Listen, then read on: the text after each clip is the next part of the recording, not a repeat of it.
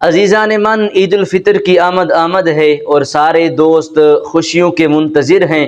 اور عید الفطر کی یہ بابرکت رات، مبارک رات، جس رات کے اندر اللہ رب العزت نے بڑی ہی اپنی خاص رحمتیں، اپنی بخشیں، مغفرت جو ہے وہ اس کا دامن پھیلا دیا ہے۔ اللہ کی بخشش عام ہے اس رات کے اندر، اللہ کی رحمتیں، اللہ کی برکتیں اس رات کے اندر عام ہیں۔ لیکن کیا ہے کہ ہمارے معاشرے کا ماحول ہی ایسا بن چکا ہے، ہمارے معاشرتی نظام ہی ایسے بن چکے ہیں، ہمارے دوست، ہمارے نوجوان ساتھی اس رات کی قدر جانتے ہی نہیں ہیں۔ اس رات کے اندر کیا ہمارا ماحول ہوتا ہے وہ میں آپ کو بتاتا ہوں۔ سب سے پہلے ایک بات یاد رکھیے کہ حضرت وہب بن منبی رحمۃ اللہ تعالی علیہ آپ فرماتے ہیں کہ جب بھی عید کی رات آتی ہے تو شیطان جو ہے وہ چلا چلا کر روتا ہے، چیخیں مار کے روتا ہے۔ تو جو اس کے ساتھ رہنے والے شیاطین ہوتے ہیں نا، اس کے جو گروہ کے لوگ ہوتے ہیں، وہ شیطان ہوتے ہیں، وہ پوچھتے ہیں کہ اے آقا، آج آپ اتنے چلا چلا کے کیوں رو رہے ہیں، اتنے دکھی کیوں ہیں، اتنے غضب کے ساتھ آپ غمناک کیوں ہیں، غم کیوں کر رہے ہیں، رو کیوں رہے ہیں؟ تو شیطان کہتا ہے کہ اے میرے شیطانوں سنو، آج اللہ رب العزت نے امت مصطفیٰ صلی اللہ تعالی علیہ وسلم کو بخش دیا ہے۔ تو شیطان کہتا ہے کہ اے میرے شیطانوں، اے میرے چیلو، تم جاؤ اور امت مصطفیٰ کے اندر جو ہے وہ نفسانی خواہشات میں انہیں مشغول کر دو، انہیں برے کاموں کے اندر لگا دو۔ تو یہ جو شیطانی عمل ہے نا، یہ شیطان اپنے چیلوں کو بھیج کر ہمارے نوجوانوں کو، ہمارے لوگوں کو جو ہے وہ اس رات کے اندر وہ گناہ کرواتا ہے۔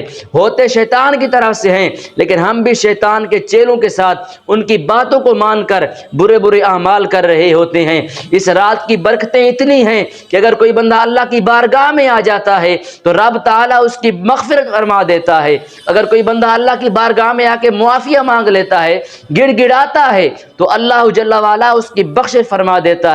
لیکن یہ کیا ہے، ہماری قسمت ہی ایسی ہے کہ ہمارے ہاں اس رات کے اندر جو ہے وہ اللہ نے برکتیں تو بڑی رکھی ہیں، لیکن ہم انہیں حاصل نہیں کر پاتے۔ اس رات کے اندر اللہ نے بڑی رحمتیں رکھی ہیں، ہم انہیں حاصل نہیں کر پاتے۔ کیوں؟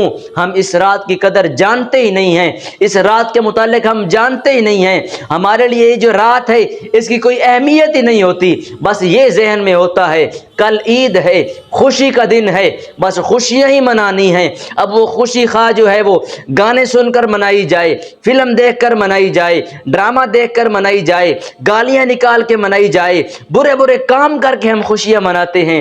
اللہ کے بندے، اگر خوشی ہی منانی ہے تو مسجد میں آ جا، قرآن پڑھنا شروع کر دے، تو بھی خوش رہے گا اور تیرا خدا بھی خوش ہو جائے گا۔ اگر تو نے خوشی ہی منانی ہے تو عید کی اس رات کی خوشی میں تو 2 نفل پڑھ لے، تو بھی خوش ہو جائے گا، تیرا خدا بھی خوش ہو جائے گا۔ اگر تو نے خوشی ہی منانی ہے تو کوئی اچھا کام کر لے، کوئی محفل کا انتظام کر لے، کوئی صدقہ و خیرات کر لے، خیرات کا انتظام کر لے۔ لیکن کیا ہے، ہمیں اس کی اہمیت پتہ ہی نہیں ہے۔ اور یاد رکھیے، نبیوں کے سلطان حضور علیہ الصلوۃ والسلام نے ارشاد فرمایا کہ جس شخص نے عیدین کی راتوں میں، یعنی کہ عید الفطر کی رات اور عید الاضحیٰ کی رات، اللہ رب العزت کی بارگاہ میں قیام کیا، ثواب طلب کرنے کے لیے، نیکیاں کمانے کے لیے اللہ کی بارگاہ میں جھکا، اللہ کی بارگاہ میں قیام کیا، تو میرے محبوب نے فرمایا کہ اللہ رب العزت اس شخص کے دل کو اس دن زندہ کرے گا جب سب کے دل مر چکے ہوں گے۔ تو دیکھیے، بروز قیامت کسی کی فکر نہیں ہوگی، لیکن جو بندہ اس رات کے اندر عبادت کرے گا، اللہ رب العزت اس کے دل کو زندہ کر دے گا۔ اس دن سب کے دل مر چکے ہوں گے، لیکن اس شخص کا دل جو ہے وہ زندہ ہوگا جو عیدین کی راتوں میں جو ہے وہ اللہ کی عبادت بجا لاتا ہے، اللہ کی عبادت کرتا ہے۔ اور ایک اور حدیث پاک میں ہے، سرکار علیہ الصلوۃ والسلام نے ارشاد فرمایا کہ جو بندہ 5 راتوں کے اندر شب بیداری کرتا ہے، جاگتا ہے، اللہ کی بارگاہ میں گڑ گڑاتا ہے، اللہ کی بارگاہ میں معافیہ مانگتا ہے، اللہ رب العزت اس بندے پر جنت واجب کر دیتا ہے، اس کے لیے جنت واجب ہو جاتی ہے۔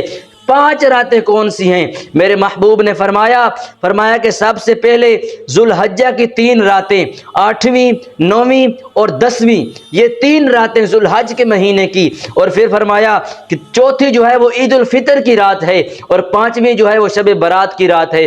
جو بندہ ان 5 راتوں کے اندر جاگتا ہے، اللہ کی عبادت کرتا ہے، اللہ کی جو ہے وہ اللہ کے لیے قرآن پڑھتا ہے، نیک کام کرتا ہے، تو اللہ رب العزت اس شخص پر، اس بندے پر جنت واجب کر دیتا ہے۔ تو یہ جو آج کی رات آ رہی ہے نا، عید الفطر کی رات جو آنے والی رات ہے، آپ اس رات کو ضائع مت کیجئے گا۔ اس رات کے اندر، اس رات کو آپ موسیقیوں میں نہ گزاریے گا، گانا سننے میں نہ گزاریے گا، فلمیں دیکھنے میں نہ گزاریے گا۔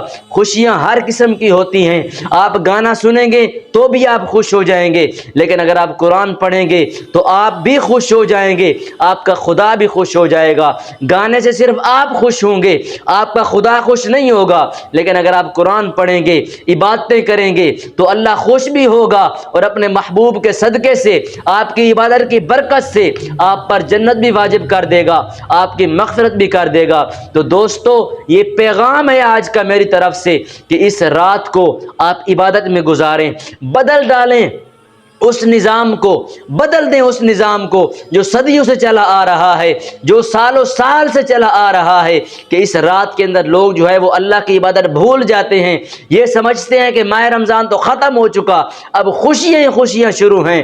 تو یہ غلط بات ہے، یہ رات بڑی برکتوں اور سعادتوں والی رات ہے، اس کی قدر جانیے، اور اس رات کے اندر اللہ رب العزت کی بارگاہ میں گڑ گڑائیے، معافیاں مانگیے۔ اللہ رب العزت آپ کی معافی کو، آپ کے گڑ گڑانے کو قبول فرما کے آپ کی بخشش فرما دے گا۔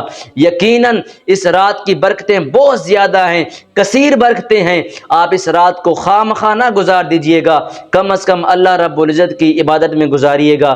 میں دعا کرتا ہوں اللہ رب العزت ہمارے اس سبق کو، اس درس کو آپ تک جو پہنچایا، ہم سب کو اس درس پر، اس سبق پر عمل کرنے کی ہمت اور طاقت عطا فرمائے۔